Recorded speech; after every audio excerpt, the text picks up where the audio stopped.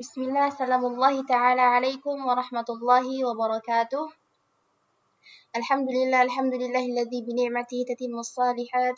Alhamdulillahi ala kulli halatin namurru biha. Allahumma salli wa sallim wa barik ala nabiyyina wa habibina al-mustafa Muhammad sallallahu alaihi wasallam. Allahumma salli wa sallim wa barik alaihi wa ala alihi wa sahbihi wa man ittaba'ahum bi ihsanin ila yaumiddin. Amma ba'd, kami ucapkan jazakumullahu khairan kepada Al-Ustaz Farid Marzuki Ammar LCMA selaku dosen pengampu dari mata kuliah Nazariyah At-Tarjamah yang telah memberikan kesempatan kepada kami untuk menyampaikan presentasi pada kesempatan kali ini, dan kami ucapkan jazakumullahu khairan juga kepada teman-teman sekalian yang telah bersedia menyempatkan waktunya untuk menyimak dan memperhatikan presentasi kami pada kesempatan kali ini. Adapun presentasi kami pada kali ini adalah penjabaran prosedur transfer atau naturalisasi, yaitu kami dari kelompok 8, anggotanya saya sendiri Ikrayani dengan NIM 232071900038, dan rekan saya Nur Wahida dengan NIM 232071900012. Baik, kami langsung saja kepada pembahasan yang insya Allah akan disampaikan oleh Ukhtina Nur Wahida. Falitafaddali. Yaitu alasan pemakaian prosedur transfer atau naturalisasi dalam konteks tarjamah. Prosedur transfer atau naturalisasi dalam konteks tarjamah atau penerjemahan biasanya digunakan karena alasan berikut. Yang pertama, keberlanjutan bahasa dan budaya. Yang kedua, kesetaraan makna. Yang ketiga, konteks lokal. Yang keempat, memahami kultur dan sejarah. Yang kelima, keharusan teknis dan hukum. Selanjutnya yaitu penyesuaian ejaan. Yang pertama, fonologi. Fonologi terjemah naturalisasi biasanya akan mempertahankan ejaan sesuai dengan pengucapan dalam bahasa sumber.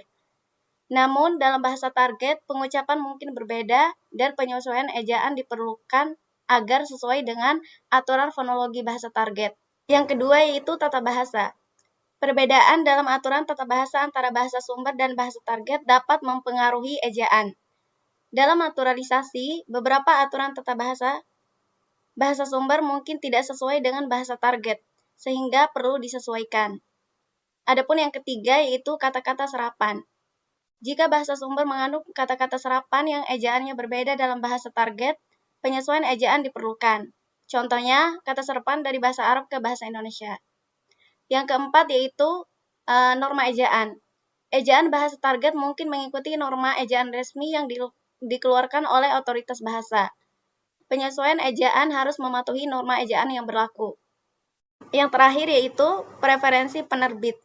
Dalam beberapa kasus, penerbit atau klien mungkin memiliki preferensi tertentu terkait dengan ejaan tertentu, dan penyesuaian harus dilakukan sesuai dengan preferensi tersebut.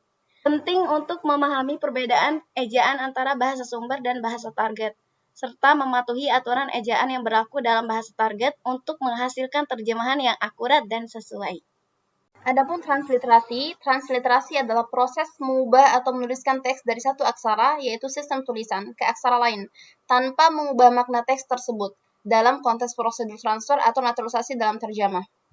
Adapun beberapa contoh transliterasi dari kata transfer dan naturalisasi dalam beberapa aksara yang berbeda. Seperti dalam aksara Arab disebutkan transfer, kemudian naturalisasi, tajnis, kemudian yang kedua transliterasi ke aksara Cyrillic, yaitu bahasa Rusia, yaitu transferi, kemudian naturalisasinya naturalizacja, kemudian yang ketiga transliterasi ke aksara Hindi, transfer yaitu transfer, kemudian naturalisasi naturalizacja. Yang terakhir transliterasi ke aksara Cina Hanzi yaitu transfer Juanyai, kemudian naturalisasi Guihua. Adapun kategori katanya, yang pertama kata benda atau noun, yaitu kata-kata yang merujuk kepada objek, orang, tempat, atau konsep seperti rumah, kucing, atau kebahagiaan. Kemudian yang kedua kata kerja atau verb. Kata kerja, kata-kata yang menggambarkan tindakan atau keadaan seperti berlari, memakan, atau berbicara. Kemudian yang ketiga, kata sifat, adjektif. Kata-kata yang memberikan deskripsi atau ciri-ciri pada kata benda, seperti besar, cantik, atau cerdas. Kemudian yang keempat, kata keterangan. yaitu adverb, kata-kata yang memberikan informasi tambahan tentang bagaimana, kapan, atau di mana sebuah tindakan terjadi, seperti cepat, kemarin, atau di sana. Kemudian yang kelima, kata ganti, yaitu pronoun, kata-kata yang digunakan untuk menggantikan kata benda, seperti dia, mereka, atau itu. Kemudian yang keenam adalah kata depan, preposition, kata-kata yang menghubungkan kata benda dengan bagian lain dalam kalimat, seperti di, ke, atau dari. Kemudian yang ketujuh, kata penghubung atau conjunction, kata-kata yang digunakan untuk menghubungkan frasa atau kalimat, seperti dan, atau tetapi. Kemudian terakhir atau kedelapan, kata seru atau interjection, itu kata-kata yang digunakan untuk menyatakan emosi atau reaksi seperti oh atau wow. Sekian presentasi dari kami, lebih dan kurangnya kami mohon maaf. Jazakumullahu khairan wa ahsanul jaza wa barakallahu fikum. Assalamualaikum warahmatullahi wabarakatuh.